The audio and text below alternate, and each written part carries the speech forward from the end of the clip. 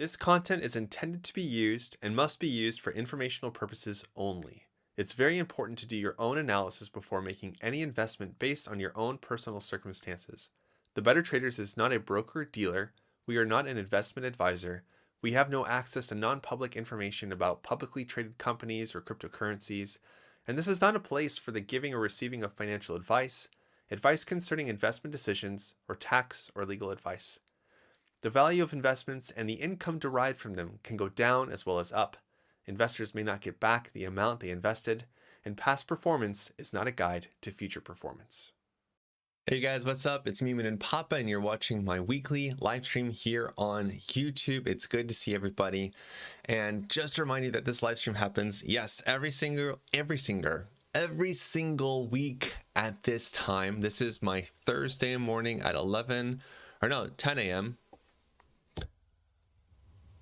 Yes. Oh, and I'm an hour early. Oh man, this morning has been so funny. Well, you know what? We're just gonna do it an hour early today.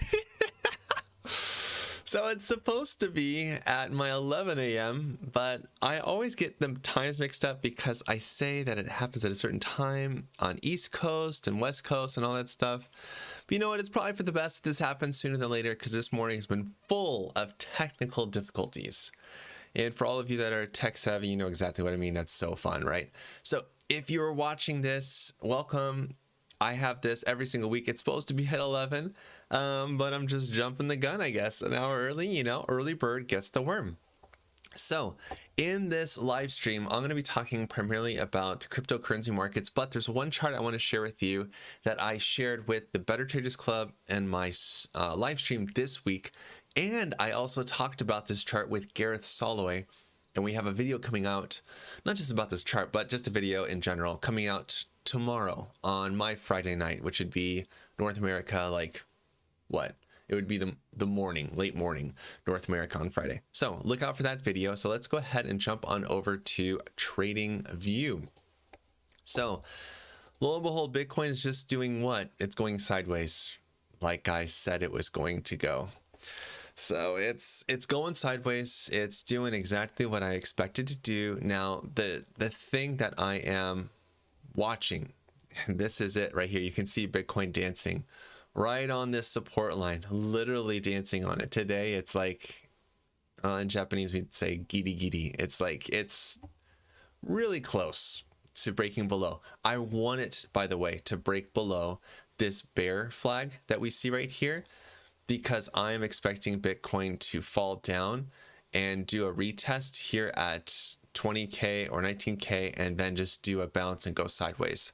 I'm actually hoping Bitcoin does that because it will pile on the shorts, which in turn will make a upside liquidation cascade, liquidating all the shorts that are piling in, expecting the price to fall down significantly. So let's talk about a couple of things in regards to Big Daddy BTC, and then I'll tell you about that chart and what I think is going to be happening with Bitcoin, and why I don't think it's really going to struggle. So let's look at the weekly time frame because we can have a really good zoomed out view of it. So for starters, when we're looking at RSI, it's climbing, it's actually moving up, but we have this point of resistance on RSI that it basically missed the mark on August 8th, or the week of August 8th. And then, of course, a week ago on Friday, Bitcoin dumped 10%, which made the weekly candle drop. So we're just kind of here. Nothing's really happening. And there's a lot of reasons for that. But one simple reason is because there's uncertainty in the markets, especially for traditional markets, with Jerome Powell making a speech on Friday. So I think a lot of traders are looking at that, trying to figure out what's going to happen this week. So if Bitcoin does show strength this week, which I think it will, then it's going to test this line of resistance on RSI and then maybe make a new high on RSI. Maybe. And we could see it retest up to 25K or even higher. Now, I've shared all this stuff before, so for the sake of those that have no idea what I'm talking about, I am using the TBO, which is the trending breakout indicator right here. This green cloud and all the lines and symbols and stuff, which you can find out more about through thebettertraders.com over here once it loads. It's fantastic. You can use it for crypto. You can use it for traditional stocks.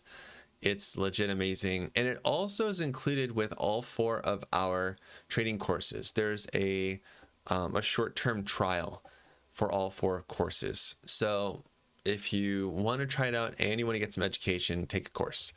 So what I did here was something really simple. I wanted to look at time of the price of Bitcoin below the cloud and time from the TBO open long, the prior all-time high, to the open long. So we're not actually looking at the upside. We're actually looking at the downside stuff.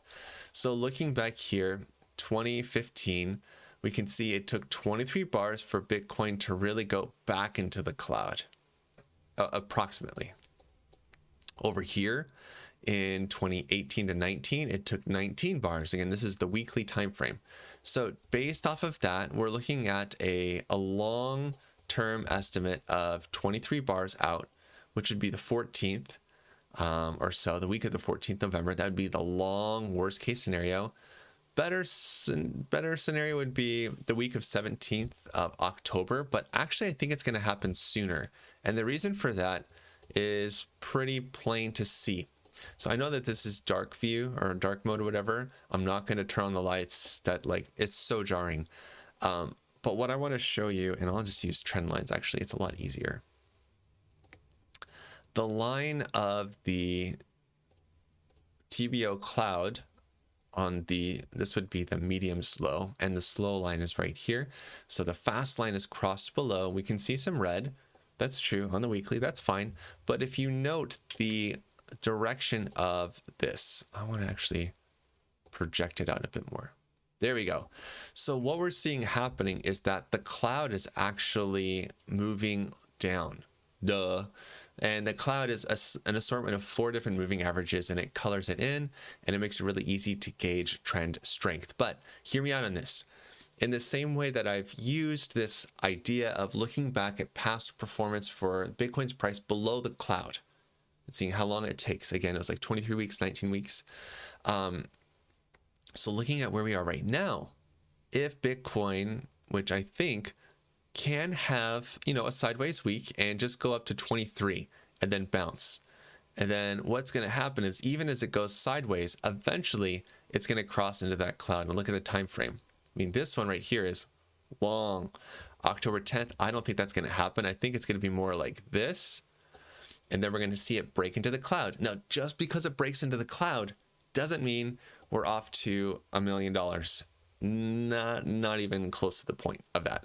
But if we look back and see what did BTC do as far as the price action goes as soon as it went into the cloud, well, back here in 2019, for those of you that are OG traders, you might remember April 2nd, the April Fool's pump, like I like to call it, where in one day Bitcoin pumped like 26%, something crazy. So looking back at 2014, again, when it went into the cloud, it saw an amazing week, 9%, and then followed by a 14% move. So thinking about this 20%, and actually I need to bring all that stuff back, don't I? Nope, I can't do it. Oh, wait, let's do this.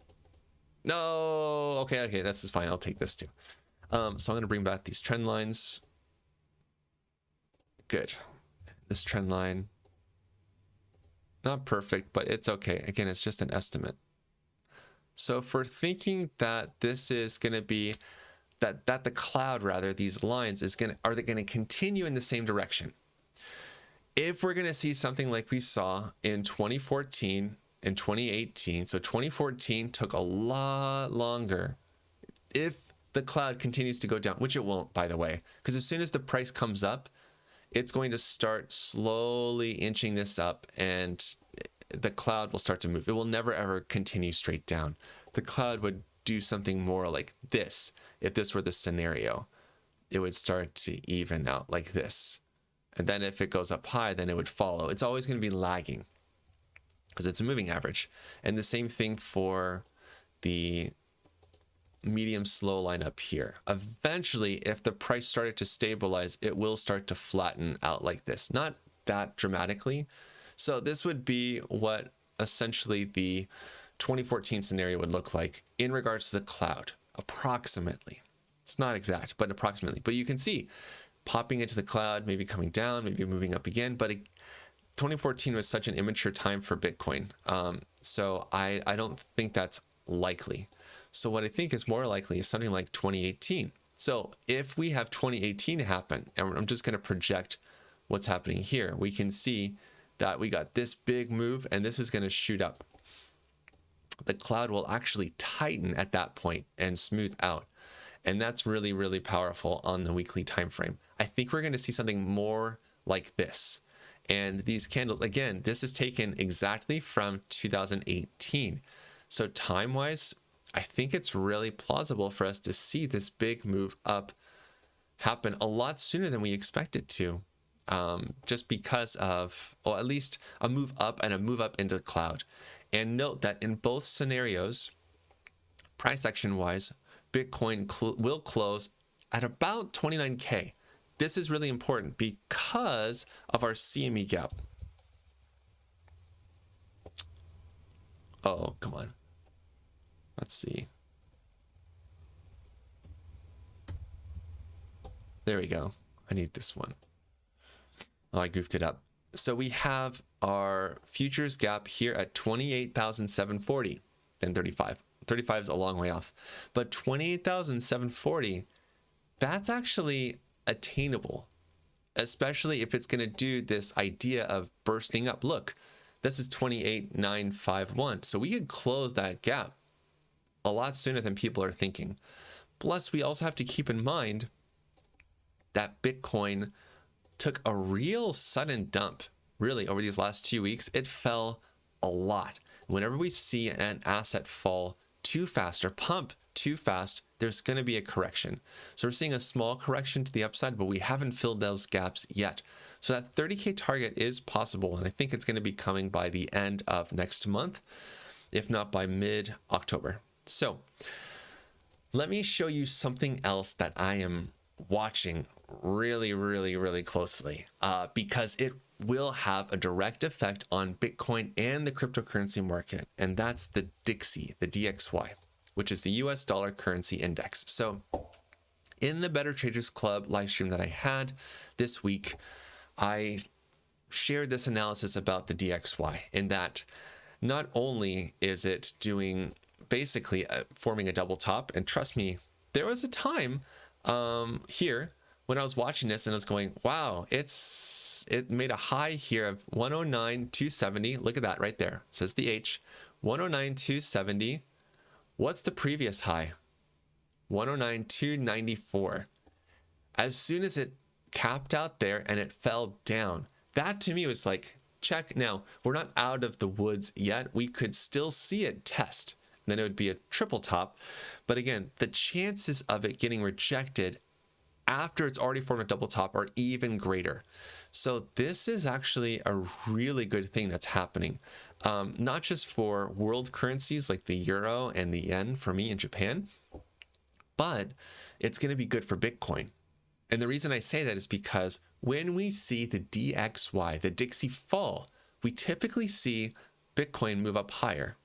And when DXY moves up, Bitcoin tends to take a move down. So let me overlay the chart for Bitcoin just to show you what I'm talking about and to explain. Okay, and I'm going to remove the TBO and my two eyebrows on top of that chart. There we go. So just to show you the correlation between price action of Bitcoin in orange, appropriately so, and the DXY. Now note that there are periods where they're both moving up together. They're not necessarily inverted completely, but we can clearly see from the dump on the 20th, or rather March 12th, 2020, for COVID crash, as soon as the DXY was pumped, it fell a lot. And what happened? Well, Bitcoin moved up. There are a lot of other reasons why, and mainly because we had our halving event happen. It's just great timing. But even look at this price action, where we have this moving up, right here. So Bitcoin moves up as the DXY falls. As the DXY moves up, Bitcoin goes sideways, it falls, Bitcoin can move up, Bitcoin falls when the DXY goes up, and the DXY falls and Bitcoin is on its last legs and it falls down. But notice here, as the DXY starts to move up, it's going to make it more difficult for Bitcoin to move up higher. But then in July, Bitcoin found its bottom, moved up higher, the DXY fell. So here it broke, and you can see, look at that inversion right there. It's just literally opposite of what's happening. So we've seen DXY climb while Bitcoin has been falling. And when DXY is starting to fall, it gives Bitcoin some breathing room. But as soon as it pumps, that means that Bitcoin typically dumps. So look at what's happened. Look at this inverse relationship. Isn't that wild? So DXY pumps, Bitcoin dumps. DXY falls, Bitcoin moves up. So on Friday, which was the 19th, if we look at the DXY, it's been moving up for 3 candles in a row, and there's a big dump. Now, I know that there are other things happening on Bitcoin's chart, but what I want to show you, or rather present to you, is that if we're looking at a double top here for the Dixie, and we see the Dixie fall, we see it fall like it did last time, look at what happened to Bitcoin. It would make more sense for the Dixie to fall and for Bitcoin to start moving back up at least to the 25K range. This is what I'm expecting to see happen this week, even though this week's almost done, and into next week. It just depends. Now, if you're like, well, double top, I don't know, Moon and Papa, that's not enough information, and it's not, you can't just make a decision off of that. I know, I agree with you. So let's take a look at let's just take a look at something else. So going to the weekly time frame, looking at RSI specifically RSI. You can see the double top there. And what I want to show you is that RSI already peaked on May 9th, and it's made a lower high. It broke the channel of support drawn from all the way back here. And here this week, it's at 70.03. It's going between 70.03 and 70.04 right now. It just depends. When, I don't even want to say if, when the Dixie falls, this is going to be a rejection point at an oversold value of 70 on RSI. This will fall, and it will break this support, and then we're going to continue on to the downside, in my opinion. So again, lots of things in my mind are pointing toward a correction in the Dixie, and that would mean that Bitcoin should be able to move up higher. Now, there's always a chance that there will be other external circumstances, things that could happen that would trip up that theory, but it's really interesting. So I know that there are a lot of other charts over here, and to be honest, I've been so busy trying to play doctor this morning and clean up a lot of stuff, technical stuff. So it's not, I don't have a lot of other analysis to share, other than the simple fact that if we look at something like others, now I like to look at stuff like this. I like to look at the others category because this is all the low cap tokens. These are tokens that we would consider like garbage tokens, essentially. So they're the low degen tokens. What I can see is that I see growing strength on the RSI. I can see on the daily time frame that it's holding support. And we're getting to this point, this inflection point with others, especially with others' dominance.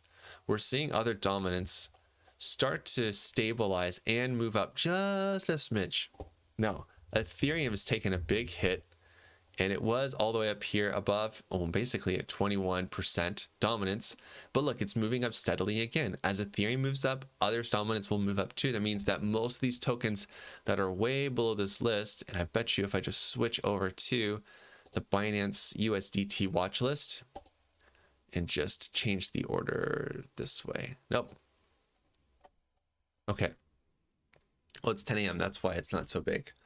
But just switching over here to look through a couple of these tokens that are, there's no real reason why these should be moving up. Lido, Badger, Auction, Flux, maybe there's news, But more often than not, these are tokens that have been sold off and they're going to start to rebound. Why? Because impatient traders are looking for ways to grow their stacks and just trade. This is what I do. I wouldn't say I'm an impatient trader, but still, I think you just have to pay attention to this stuff. You have to look at it. And I downloaded this watch list, by the way, with our free scanner. So the Better Crypto Scanner, which I talk about often, you can find it at bettertrader.io. And if you want to download the watch list for Binance's USDT market, so that way you can see everything, set it to all and hit create watch list. And when you download it, you're going to go back to TradingView and you're going to import a watch list. Oops. Nope. They keep changing these buttons. I hate why do they keep changing stuff? Import list. And that's where you do it and you can name it whatever. So it's really convenient to be able to look at this and to monitor what charts are moving up, what charts are moving down, and how are things looking for the day. So as far as the market's concerned, I'm feeling optimistic. I know a lot of people aren't. I know a lot of people are nervous about Jerome Powell's speech and whatever is happening. But looking at possible weakness of a double top for the Dixie, that looks good to me. And that looks to me like Bitcoin will see a relief rally, maybe even this weekend. But we still have a couple of things to break out of, and we're still not in the safe zone. And to me, the safe zone for Bitcoin would be above 30K. So there's still a possibility that we're going to range sideways for quite a while. I'm kind of expecting it. But if there's just some fantastic news and Dixie really does take a dump, that's going to leave a lot of room for Bitcoin to shoot up higher, which means most of the crypto market is going to overreact. Whenever Bitcoin moves this much, it's going to move like that much. That's just how crypto works.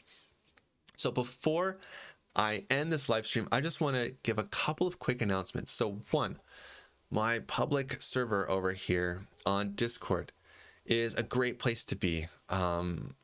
There's a lot of fun stuff happening. There are lots of supportive people that are here.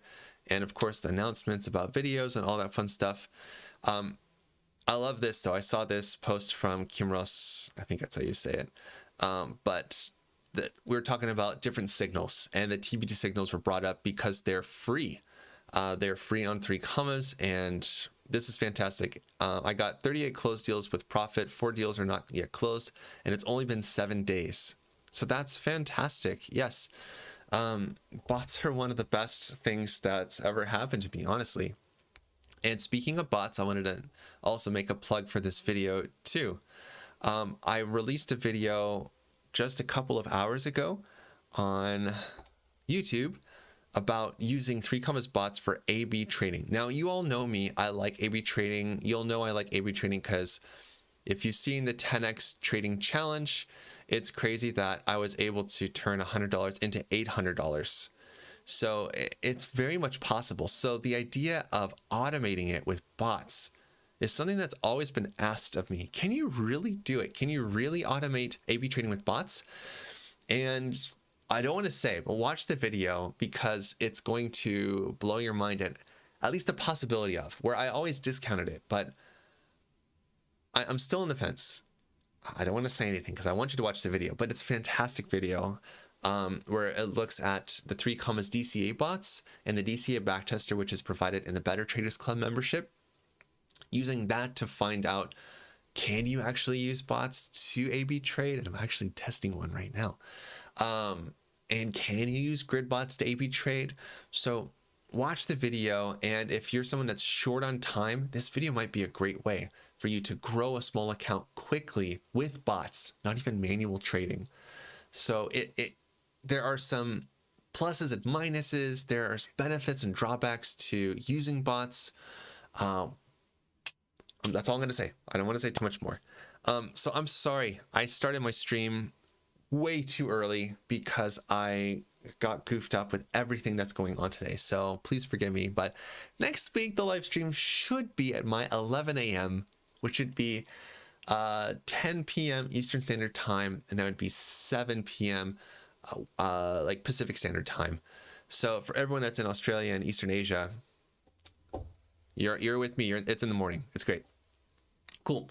So I'm going to cut the stream out here, but thanks again for hanging out with me today. And until the next time, you know what to do. Stay awesome and stay in the green. Peace.